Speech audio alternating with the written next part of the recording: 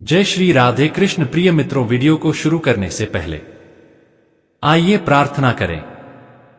हे कृष्ण, जो भी भक्त आज इस अमृत वाणी को सुन रहा है, उनके जीवन में आपकी कृपा सदा बनी रहे और उनके सभी कष्ट दूर हो। मित्रों, इस अद्भुत वाणी को सुनने से पहले अपने विचार और भक्ति व्यक्त करते हुए नीचे कमेंट में राधे राधे जरूर लिखिए। आपकी भक्ति हमारी इस यात्रा को और भी अद्भुत बनाएगी। यदि आप हमारे चैनल पर नए हैं तो अभी सब्सक्राइब करें और घंटी दबाएं ताकि हर भक्ति यात्रा में आप हमारे साथ रहे। श्री कृष्ण कहते हैं कि भविष्य का दूसरा नाम है संघर्ष। इच्छा होती है, कल्पना करता रहता, पर हम यह जानते हुए भी इतना सा सत्य समझ नहीं पाते। या तो हम बाइट हुए समय के स्मरण को घर कर बैठे रहते, या फिर आने वाले समय के लिए हम योजनाएं बनाते रहते हैं और जीवन बीत जाता है। ना ही भविष्य निर्मित कर सकते, स्वागत कर सकते हैं। भविष्य तो क्या, जीवन का हर पाल जीवन से नहीं भर जाएगा। स्वयं विचार कीजिए और मनुष्यता घाट को अपने जीवन का केंद्र मान लेता, पर क्या भविष्य मनुष्य की योजनाओं के आधार पर निर्मित होते हैं? नहीं। जिस प्रकार किसी ऊंचे पर्वत पर सर्वप्रथम चढ़ने वाला उसे पर्वत की तलाई में बैठकर जो योजना बनाता है, क्या वही योजना उसे पर्वत की चोटी तक पहुंचती नहीं? वास्तव में वो जैसे जैसे ऊपर चढ़ता है वैसे वैसे उसे नई चुनौतियां, नई पथ पर वो अपने अगले पद का निर्णय करता। प्रत्येक पद पर उसे अपनी योजनाओं को बदलना पड़ता। कहीं पुरानी, क्या जीवन के साथ भी ऐसा ही नहीं? जब मनुष्य जीवन में किसी एक चुनौती को, एक अवरोध को अपने जीवन का केंद्र मान लेता है, अपने जीवन की गति को ही रोक देता है, तो वह अपने जीवन में सफल नहीं बन पाता और ना ही सुख और शांति प्राप्त कर पाता। अर्थात जीवन को अपने योग्य बनाने के बदले स्वयं अपने को जीवन के योग्य बनाना ही सफलता और सुख का एकमात्र मार्ग नहीं। स्वयं विचार कीजिए। संगीत पिता सदा ही अपने संतान के सुख की कामना करते, उनके भविष्य की चिंता करते रहते ही कारणवश सदा ही अपने संतानों के भविष्य का मार्ग स्वयं निश्चित करने का प्रयत्न करते रहते। जिस मार्ग पर पिता स्वयं चला है, जिस मार्ग के कंकर पत्थर को स्वयं देखा है, मार्ग की छाया, मार्ग के भूख को स्वयं जाना है, उसी मार्ग पर उसका पुत्र भी चले, यही इच्छा रहती है हर पिता की। किंतु 3 प्रश्नों के ऊपर विचार करना हम भूल ही जाते। कौन से प्रश्न? प्रथम प्रश्न, क्या समय के साथ प्रत्येक मार्ग बदल नहीं जाते? क्या समय सदा ही नहीं चुनौतियों को लेकर नहीं आता? तो फिर बाइट हुए समय के अनुभव नहीं पीढ़ी को किस प्रकार लाभ दे सकते हैं? दूसरा प्रश्न, क्या प्रत्येक संतान अपने माता पिता की छवि होता है?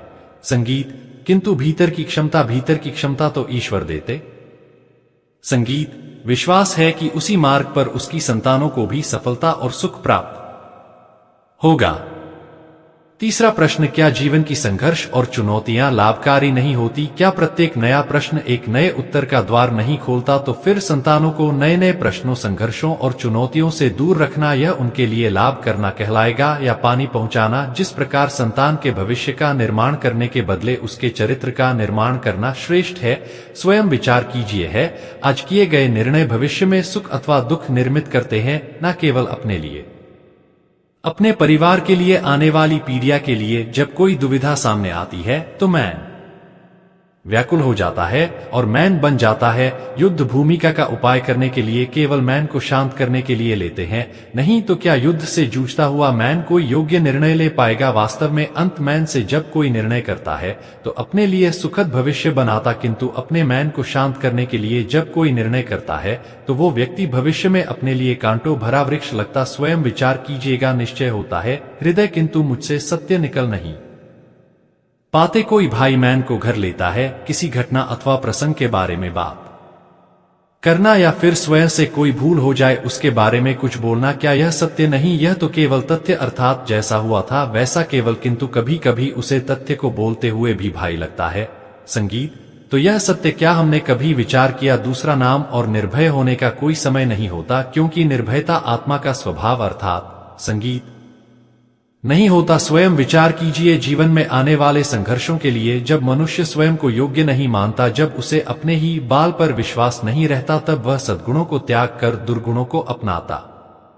जब उसके अंतर में आत्मविश्वास नहीं होता, आत्मविश्वास ही अच्छाई को धारण करता है।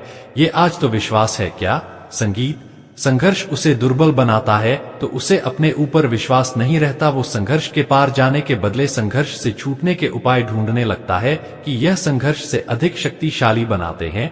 ठीक जैसे व्यायाम करने से देह की शक्ति बढ़ती तो प्रत्येक संघर्ष के साथ उसका संगीत मैन की स्थिति, जीवन को देखने का दृष्टिकोण, मात्रा और जीवन का दृष्टिकोण तो मनुष्य के अपने वश में होता है। स्वयं विचार कीजिए।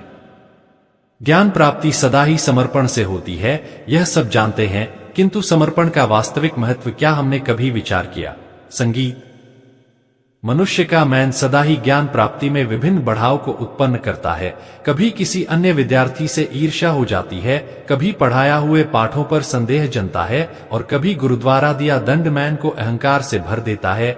नहीं, क्या ऐसा नहीं होता? तार मैन को भटकते और मैन की इसी अयोग्य स्थिति के कारण हम ज्ञान प्राप्त नहीं कर पाते। मैन की योग्य स्थिति केवल समर्पण से निर्मित होती है। समर्पण मनुष्य के अहंकार शांत करता है और मैन को एकाग्र करता है। वास्तव में ईश्वर की सृष्टि में ना ज्ञान की मर्यादा है ना ज्ञानियों की। गुरु दत्तात्रेय ने 2 गे और श्वास भी ज्ञान प्राप्त कर लिया था। ब्रह्मा ज्ञान का हो या जीवन के ज्ञान का, उसकी प्राप्ति के लिए गुरु से अधिक महत्व है। उसे गुरु के प्रति हमारा समर्पण। स्वयं विचार कीजिए।